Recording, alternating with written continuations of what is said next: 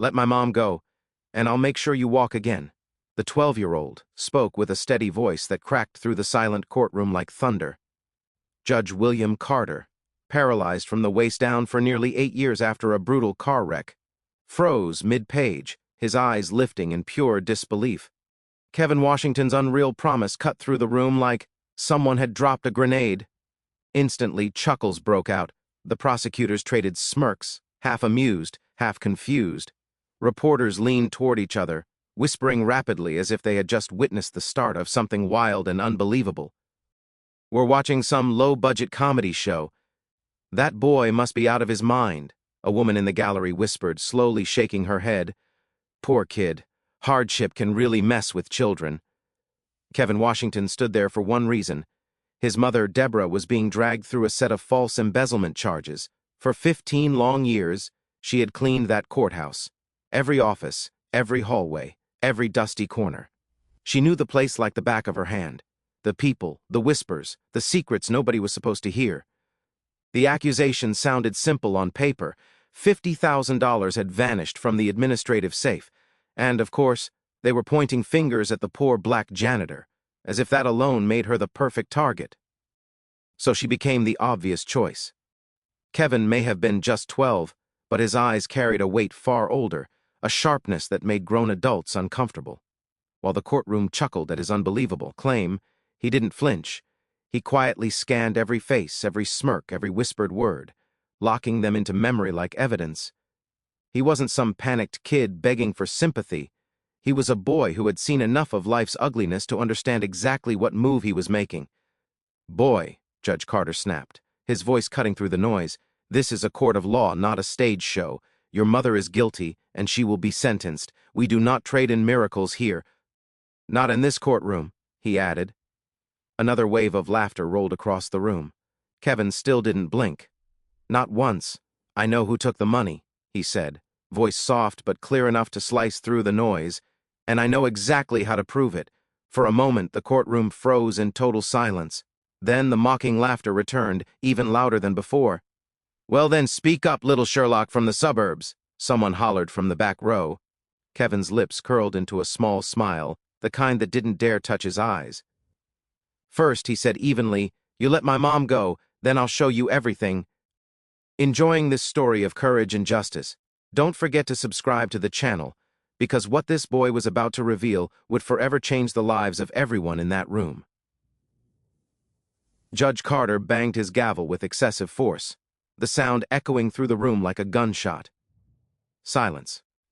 This court will not tolerate this kind of circus. His cold eyes fixed on Kevin with a contempt reserved for those he considers inferior. "Boy, your mother is guilty of embezzlement. $50,000 disappeared from..." "They said the money disappeared from the administrative safe, and she was the one with full access. Case closed. Simple as that." Kevin didn't move a muscle, but behind those still eyes his mind was firing like a machine running calculations. He noticed everything. How Thomas Mitchell, the judge's assistant, kept rubbing his fingers together every time the missing money came up. How he avoided even glancing toward Deborah Washington, Kevin's mother, who sat trembling in the defendant's seat, tears slipping quietly down her face. "My mom has worked in this building for 15 years without a single complaint," Kevin said, his voice steady. His words sliced straight through the heavy tension. Why would she suddenly steal now? Prosecutor Davidson let out a dry, dismissive laugh. "Because people take what they can when the chance shows up. Some folks are just built that way." The line dropped in the courtroom like an explosion. Everyone heard the ugly meaning behind it. A few people shifted in their seats, uncomfortable, yet not a single voice rose to challenge him. Kevin felt that old, familiar fire building in his chest, the same burn he'd been carrying since he was 8, back when officers stormed their home looking for drugs that never existed, or when teachers claimed he must have cheated, because kids like him couldn't possibly be naturally smart. Deborah Washington had spent years breaking her back to raise her son alone. Daytime, she scrubbed floors in the courthouse. Nights, she cleaned office buildings. Weekends, she worked the laundromat. Kevin practically raised himself, but that only sharpened him. It made him hyper-aware, analytical, able to read people and situations with a level of precision no 12-year-old should possess. Your Honor, the defense attorney began. Clearly intimidated, I would like to request more time to denied. Carter cut him off. The evidence is clear. Deborah Washington had access, opportunity, and motive. Poverty is always motive enough. More malicious laughter from the gallery. Kevin watched Thomas Mitchell more closely. The man wore a new Rolex, too expensive for a court clerk's salary. His nails were perfectly manicured, and he drove a BMW that Kevin had seen in the parking lot. Details that a 12-year-old boy from the things most kids in the suburbs would never catch. But someone raised around injustice learned to register automatically, like instinct. What do you have to say for yourself? Judge Carter asked Deborah, his voice dripping with contempt. I've never taken anything that wasn't mine, she whispered through her tears. I work hard. Everything I do is for my son. Hard work? Davidson scoffed. A black single janitor talking about honesty. That's interesting. Kevin's hands tightened into fists. At just 12, he already understood the truth. The system wasn't built for people like... For a split second, Thomas Mitchell's eyes locked with Kevin's. And in that instant, the boy saw exactly what he expected. Fear. Raw, undeniable fear. Not the fear of being wrongly accused, but the kind that comes when someone with secrets realizes someone else might be onto them. Judge Carter leaned forward, his face twisted into a cruel sneer. Pathetic boy, he spat. You really think you can come in here with your childish daydreams and rewrite reality? Your mother is a thief, and you are the son of a thief. Accept it. Just accept it, and save us all some time. Kevin drew in a slow, steady breath and smiled again, the same smile that never touched his eyes. Are you really sure you want to keep going? He asked calmly. Because once I prove my mother didn't do anything, you'll have to keep your end of the deal. What deal? Carter growled, leaning forward. I'll make you walk again, remember? For a few tense seconds, the courtroom was silent. Then the laughter tried to return. But not Thomas Mitchell. He was frozen, staring at Kevin like he'd just seen a ghost. His hands now was trembling visibly on the polished wooden table. Every new humiliation only fed a quiet fire inside Kevin, a cold, calculating determination that none of his oppressors could see.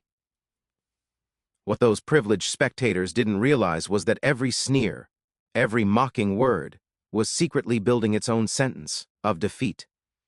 And soon, a 12-year-old boy was about to prove that underestimating someone because of their skin color or background is a deadly mistake. The cruel laughter bounced around the courtroom until Kevin did something no one expected. One expected. Kevin smiled. Not the smile of a frightened child, but something deliberate, almost too mature for a 12-year-old. Okay, he said calmly. I'll prove my mother is innocent first. Then you'll have to keep your promise about walking again. Judge Carter slammed his gavel violently. That's enough of this nonsense. Guard, get this boy out of my courtroom before I hold him in contempt. But Kevin didn't flinch. 6 months, he said, his voice slicing through the room like a razor. Noise. That's how long I spent watching everyone in this courtroom.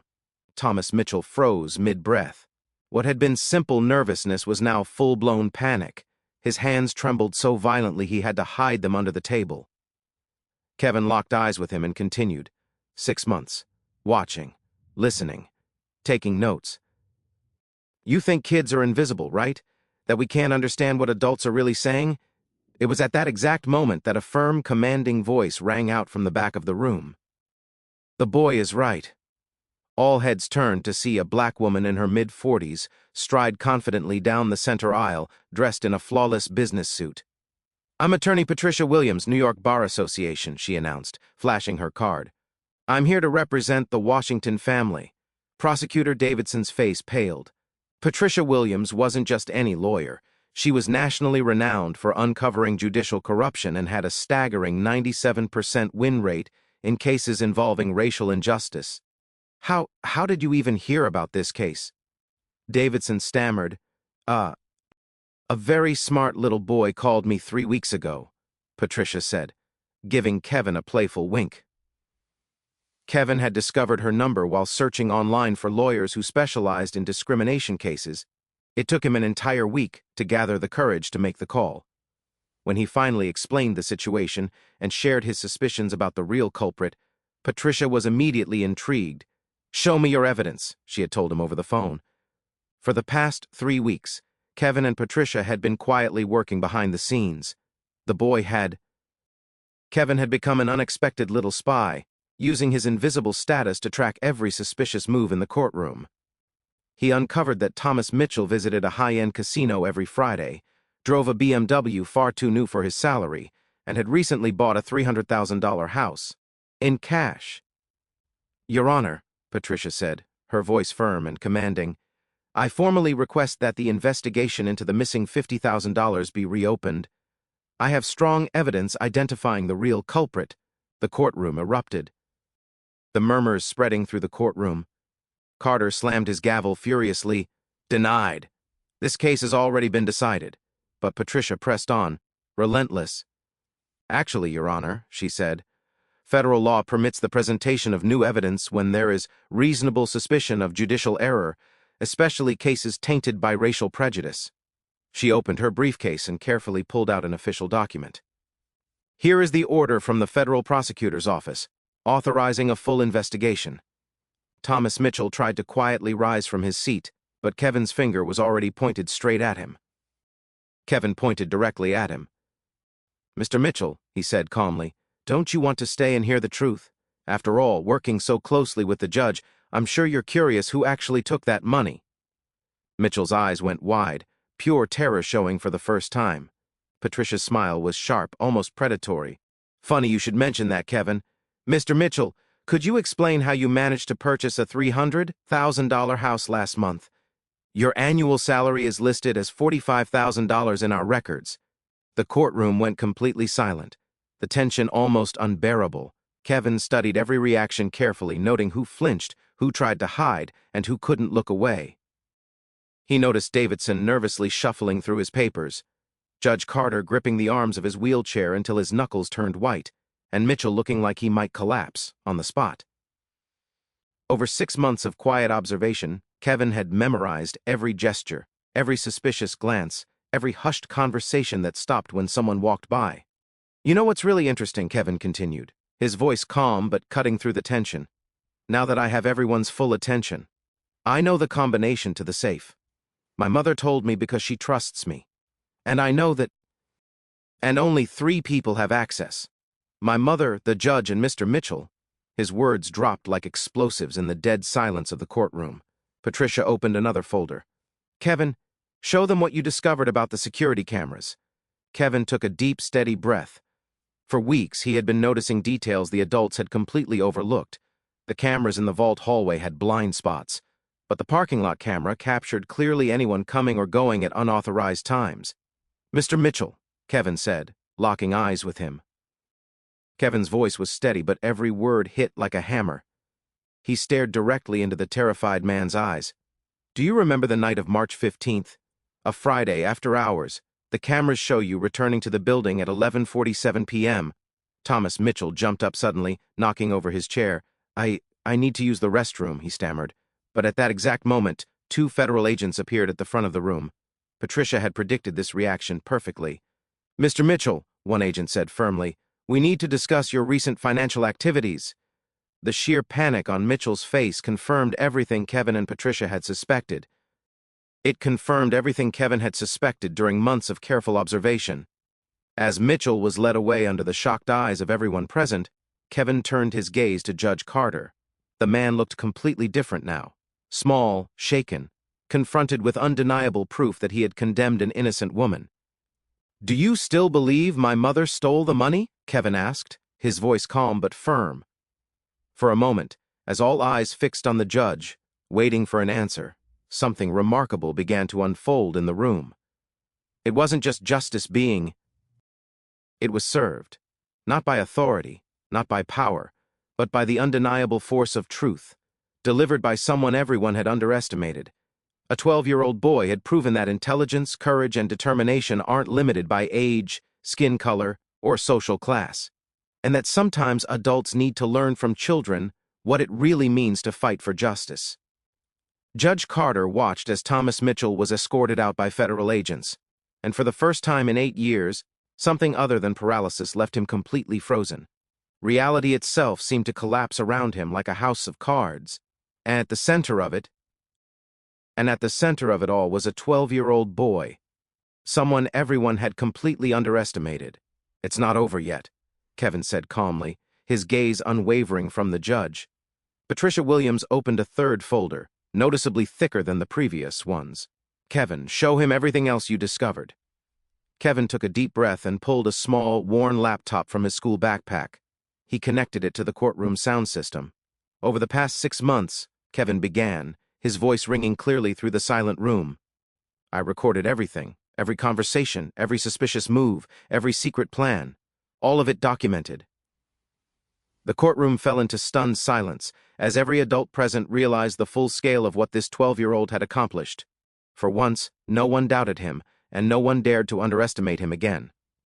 Every racist comment, every cruel joke about my mother when you thought no one was listening. Judge Carter's blood ran cold. The first recording began to play. The unmistakable voice of Prosecutor Davidson echoed through the courtroom speakers. "Blacks always steal when they get the chance. It's just their nature." Immediately, Carter's voice followed, a sinister chuckle. "Exactly. That's why you don't even need to investigate much. The outcome is already decided." The courtroom erupted in shocked murmurs. Reporters sprang to their feet like predators sensing a story. Cameras swiveled and flashed, capturing every stunned face, every moment of disbelief. Cameras flashed relentlessly. Davidson tried to rise, ready to protest, but Patricia waved him down firmly, keeping him seated. "There's more," she said, her smile sharp, almost predatory. Kevin clicked to the next file. Judge Carter's voice echoed through the speakers. "These black cases are always the same. Guilty until proven innocent. Saves the court time." More knowing laughter followed. Davidson, other officials, even subtle snickers aimed at single black women. "They always come up with excuses," Carter's recording sneered. The judge's face had turned bright red. He opened his mouth to speak, but Kevin wasn't finished yet. The cameras kept flashing non-stop. Kevin clicked on another file. "This one is from just last week," he said calmly. Carter's recorded voice filled the courtroom. "That boy thinks he can walk in here pretending to be some kind of lawyer. A housekeeper's kid acting smart. I'll remind him of his real place." Every sentence cut deeper than the last, a direct hit to Carter's reputation. The same crowd that had laughed at Kevin earlier now stared at the judge with pure disgust. Patricia stepped forward, seizing the moment like a seasoned fighter who knew her opponent was already stumbling. "These audio files," she announced, "have already been forwarded to the National Council of Judges, multiple press outlets, and the FBI. That recording is being twisted, taken out of context." Carter stammered desperately. Davidson froze mid-movement, his fingers tightening around the stack of papers he was pretending to organize. But Kevin wasn't fooled. He had come prepared for this exact moment. The boy tilted his head slightly, almost politely. "Mr. Davidson," he said, his voice steady, "should I also play the clip where you said, 'These black folks need to remember their position, or society will crumble'?" A loud gasp rippled across the courtroom. "It was April 3rd, Kevin added, 2:37 p.m. I keep track of every detail." The prosecutor's face drained of color. One by one, the pillars of power in that room, the judge, the prosecutor, the clerk, were collapsing under the weight of their own words. Their corruption wasn't just being exposed, it was being dismantled, piece by piece, by a 12-year-old who they thought was invisible. The destruction was no longer theoretical, it was happening right there in front of the entire city, broadcast by every camera present. And every second, Kevin's calm voice pushed the truth deeper into the cracks of the system they had built on arrogance and racism. The destruction was deliberate and precise. 6 months of careful, calculated observation were unfolding like a symphony of justice. Kevin had documented far more than casual conversations. He had captured behaviors, biased rulings, and an unmistakable pattern of systemic racism, all laid bare for everyone to witness. Patricia stood tall and composed, addressing the courtroom. "Your Honor," she said solemnly, "based on this clear evidence of racial bias and unethical conduct, I formally request not only the complete acquittal of Deborah Washington, but also that a federal investigation be opened into this court for civil rights violations." It was at that exact moment that something extraordinary began to unfold. As Judge Carter tried to grasp the full weight of his disgrace, a strange sensation started in his legs, a tingling, then a gentle pressure. The months of stress, the surge of adrenaline, the sheer shock. Something in his nervous system was stirring, Kevin observed carefully, and for the first time the serious rigidity in his face softened. "Your Honor," he said softly, "are you feeling something different?" Carter's eyes widened as he looked down in disbelief. His toes shifted inside his shoes, a sensation he hadn't felt in 8 long years. The entire courtroom went silent. Doctors would later describe it as an extremely rare case of psychosomatic paralysis, reversing under intense stress. Others might call it coincidence. But in that moment, as Carter slowly moved his legs for the first time in nearly a decade, everyone realized they were witnessing something extraordinary, something impossible. "I said I'd make you walk," Kevin murmured quietly, "but I never said it would happen the way you expected." Carter attempted to rise from his wheelchair. His legs trembled, responding after years of immobility. When he finally managed to stand, leaning heavily on the table, it wasn't a moment of triumph. It was the physical embodiment of his total humiliation. Standing before a courtroom brimming with cameras, Carter faced more than just the collapse of his career and reputation. He was confronted with the undeniable truth. He had been completely outmatched by a 12-year-old boy he had assumed was powerless. Kevin had kept his impossible promise, but at a cost Carter could never have anticipated. Deborah Washington. Deborah Washington wept with relief in Patricia Williams' arms. Kevin observed everything with the same calm he had maintained from the very start. Not arrogance, but the serene confidence of someone who knew that true justice, when served, is complete. The 12-year-old had taught grown men a lesson they would carry for the rest of their lives. Underestimating anyone because of their skin color, age, or social background is always a fatal mistake. As the cameras captured Judge Carter taking his first steps in 8 years, the courtroom bore witness not just to an act of physical recovery, but to the undeniable triumph of truth, courage, and unwavering determination. Years later, as Carter took steps that would carry him out of the judiciary and into public disgrace, a silent truth resonated through the room. Sometimes, justice needs small hands and big hearts to bring it to life. And when that happens, even the impossible doesn't stay impossible for long. 6 months later, the courtroom where it all unfolded was unrecognizable. Judge William Carter had resigned the day after the events. His racist recordings had aired on every major news outlet across the nation, and his newly regained ability to walk had become a bitter irony. Now he could walk, but he had nowhere to go. No law firm would hire him. His reputation was irreversibly ruined. Thomas Mitchell was sentenced to 8 years in prison for embezzlement and money laundering. During the federal investigation, authorities uncovered that he had stolen over $200,000 in just 3 years, funding a gambling addiction that had consumed his life. His BMW was seized, the house auctioned, and his wife publicly filed for divorce, stating she could no longer bear to see him without feeling revulsion. Prosecutor Davidson faced disciplinary proceedings from the Bar Association. The recordings of his racist remarks became case studies in law schools, cited as prime examples of institutional bias. He lost his law license and was forced to relocate to another state, where he now works as an insurance salesman, carefully avoiding eye contact with black clients out of embarrassment. Kevin Washington, in stark contrast, became a national sensation. His story was featured in documentaries, television specials, and motivational talks. Several prestigious universities offered him full scholarships to begin after high school.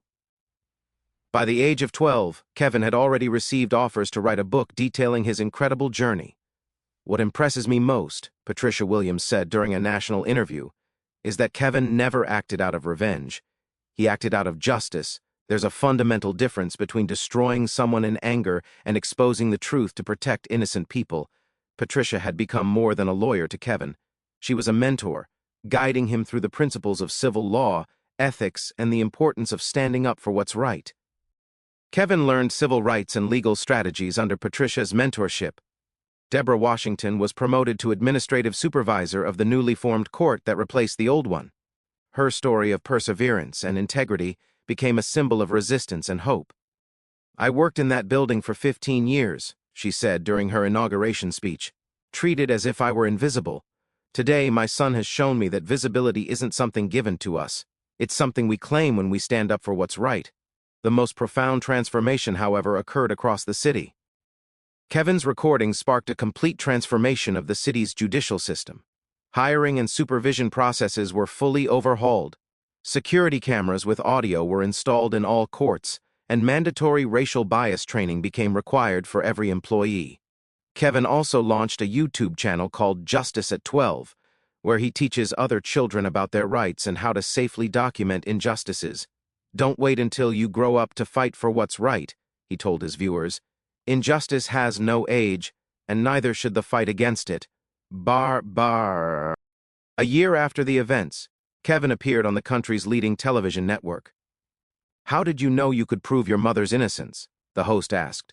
Kevin smiled, the same calm, steady smile he had worn throughout the trial. "I didn't know if I could," he replied, "but I knew I had to try.